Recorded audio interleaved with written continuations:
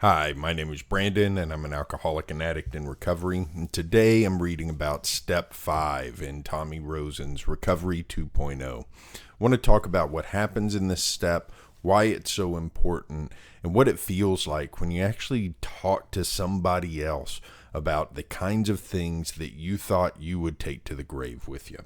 So Step 5 is where we admit to God or our higher power, to ourselves, and to another human being the exact nature of our wrongs. And it's really important to focus on exact nature of our wrongs. By the time we finish Step 4, we should have a pretty good idea of the exact nature of our wrongs, where fear has played into our actions, where selfishness and self-centeredness has played into our actions. And so we should be well prepared to talk to someone about where we've had issues in life, where we've gone wrong in life, and what that's looked like, and where we've done others wrong. That's the most important part of this. So I want to read some from Tommy Rosen's book. He says, in Step 5, we take everything we've just done in Step 4 and read it to our sponsor or another trusted person. To only admit our faults to ourselves will deprive us of several important benefits. Another person will help us see things we have missed and help us move beyond the shame, guilt, and the illusion of being separate from other people.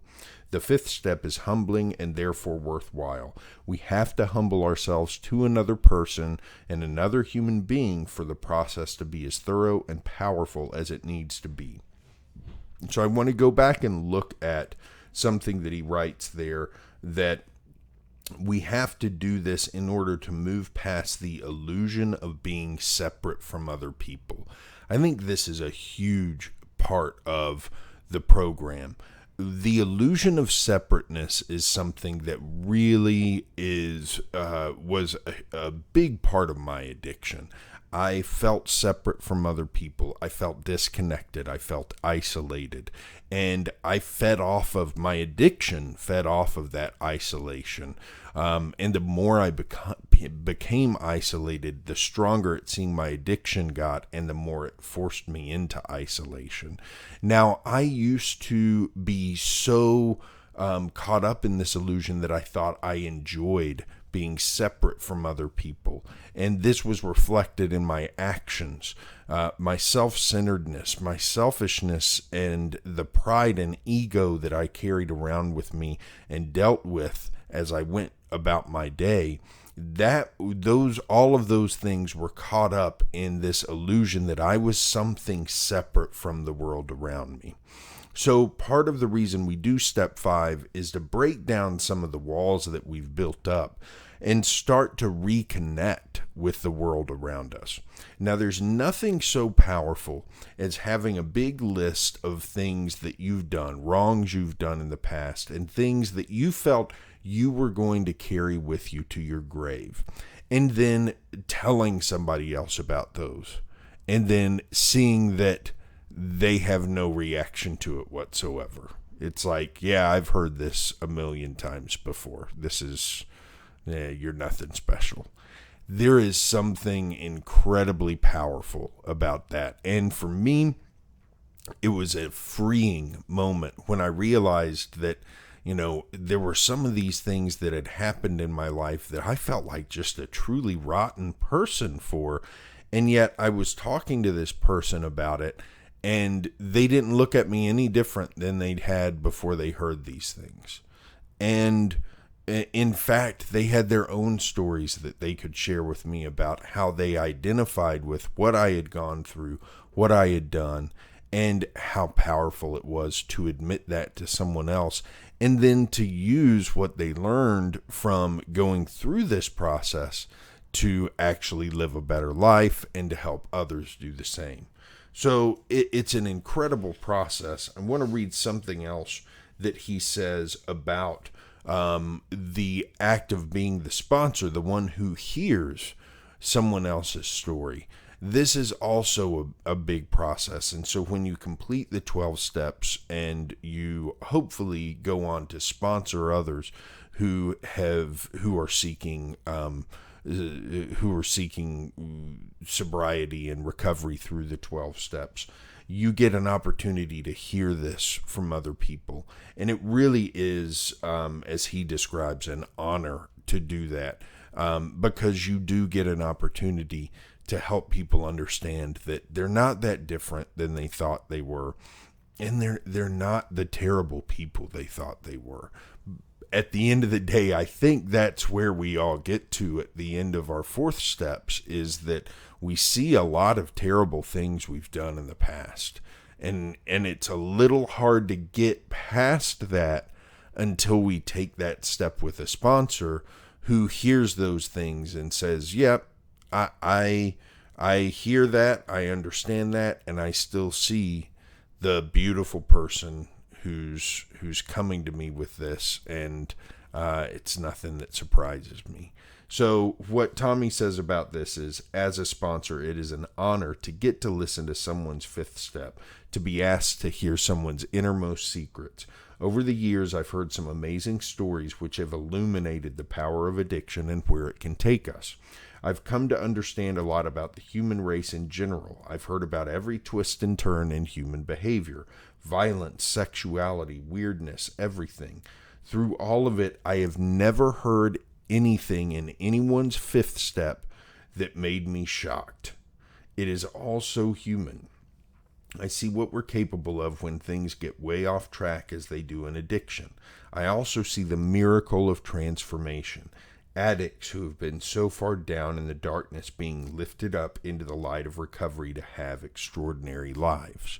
So as a sponsor, when you hear someone's 5th step, not only does it help you help them, but it reaffirms your own belief in the program and belief in humanity in general, that it is possible through these acts that we do together to lift ourselves up out of this darkness. And that's something that we can only do when we're sitting together and discussing these things. It's not something you can do alone. It's not something that you can just read through the big book of AA and do on your own. You have to do this with another person. And that's just a metaphor for life. We can't do it alone. We have to do it with other people. And once you start doing life with other people, you realize that there's so much more to it than you ever thought there was when you were trying to go it alone. The last thing I'll read is his summary of what the key is for step 5. And I think this is really powerful. He says, we have been alone for so long, cut off from ourselves, others, and any sense of a higher power. We have lived with fear that if others knew what we were capable of, we would be alone forever. So we kept our secrets and kept ourselves alone for fear of being alone. The insanity of that ends now. And just think about the insanity of that. We stayed alone because we were scared of being alone. The insanity of that ends now. Here is our opportunity to tell the truth and be free. Humble yourself before another human being, usually your sponsor, and your higher power by recounting to them the story of your life. Be done with isolation. You are laying the foundation for the rest of your life. Leave nothing out. Have no more secrets. Realize you are a work in progress like everyone else. This is a massive detoxification of the mind-body. This is the pathway to purity. This work will bring great progress for all who approach it with heart. There is no failing. Only do your best. And the awesome thing about the 5th step is that this is practice for the rest of your life. Once you've finished the 5th step, you're not done. The whole point of going through steps 4 and steps 5 is so that you get practice on how to handle these things when they come up. So when something happens now that I feel like I've done wrong, I don't keep it to myself. I talk to someone about it. First off, if I owe somebody an apology, I make an apology rather than just trying to sweep it under the rug and hope that it doesn't come up again.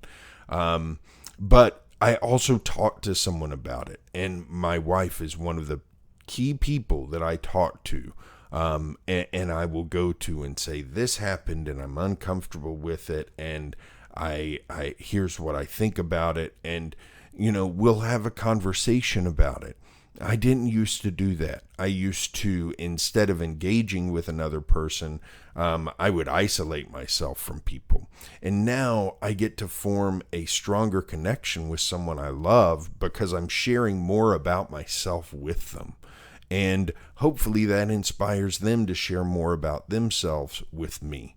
It's a win-win situation. And admitting that you have faults, admitting that you have done things that you wish could have happened differently, that's not being weak. That's being human. And it's actually showing some wisdom in the way that you handle the spiritual aspect of your life. The dividends of that are very, very high. When you do those kinds of things, you will see progress, and it will happen. It'll happen both in your own life and in your relationships with others, and that's what this is all about. That's it for today. I'll be back tomorrow with more. Have a good one.